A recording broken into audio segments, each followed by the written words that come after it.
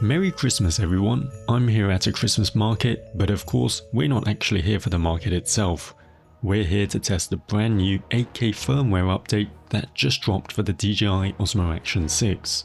Now, like a lot of people, I was honestly pretty surprised we even got this update. If the Action 6 had launched with 8K from day one, that would have been a huge selling point, especially since it originally released with the lowest maximum resolution among the competition. So my guess is that DJI ended up rushing the initial release to get ahead of the Black Friday and holiday shopping season, and this 8K update is what we're seeing now.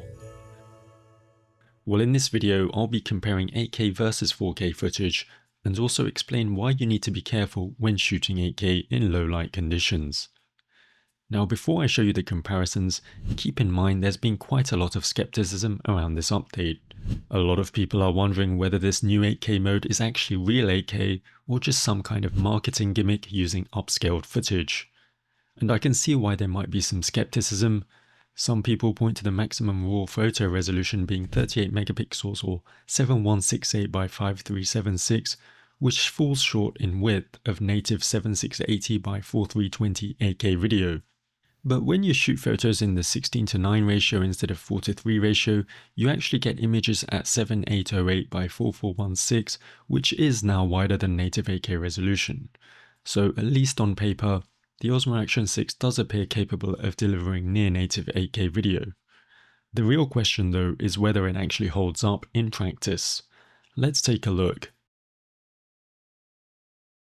Now, the first thing to keep in mind is that without zooming in, the difference can be pretty subtle, especially depending on your screen size and the fact you're watching a heavily compressed YouTube video. But at least on my 42-inch OLED TV, playing the original files, I could definitely tell the difference even without zooming in. However, the difference is definitely much clearer when we crop into footage.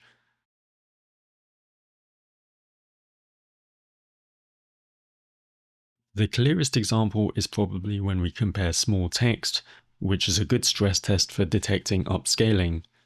Fine text actually becomes legible at 8K and doesn't suffer from common AI giveaways like incorrect spacing or strange morphing artifacts.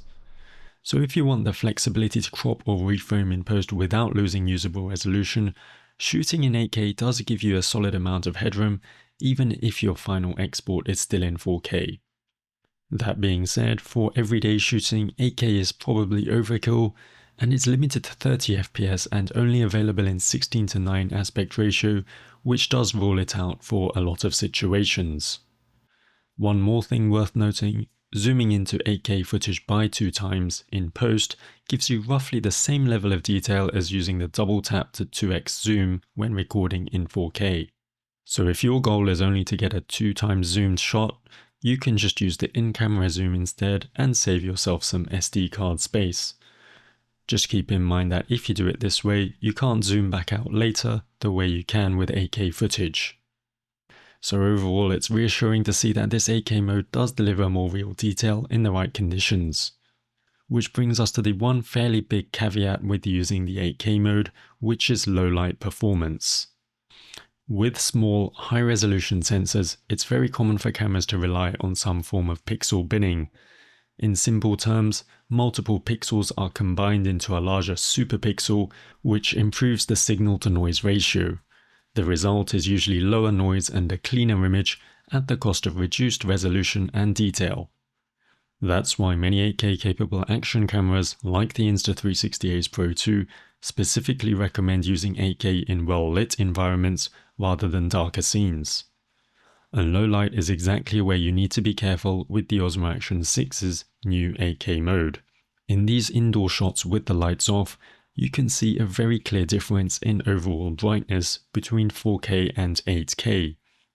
At 8K, the Osmo Action 6 has lower maximum ISO values, and even at the same ISO, you'll notice more visible noise compared to 4K.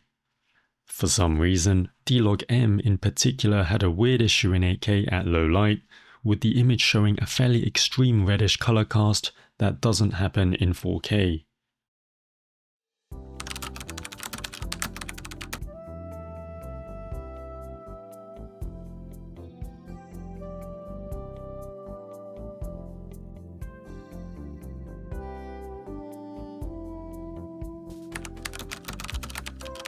Overall, I'm glad we got the 8K option through this firmware update, even if it's something I'll probably only use sparingly. I personally prefer shooting at 60 FPS for the extra slow motion flexibility, and with 8K limited to 30 FPS, plus being more demanding on both storage and processing, it's definitely a situational tool. Let me know what you think about the new 8K mode in the comments. Is this something that will make a difference for you, or are you sticking with 4K?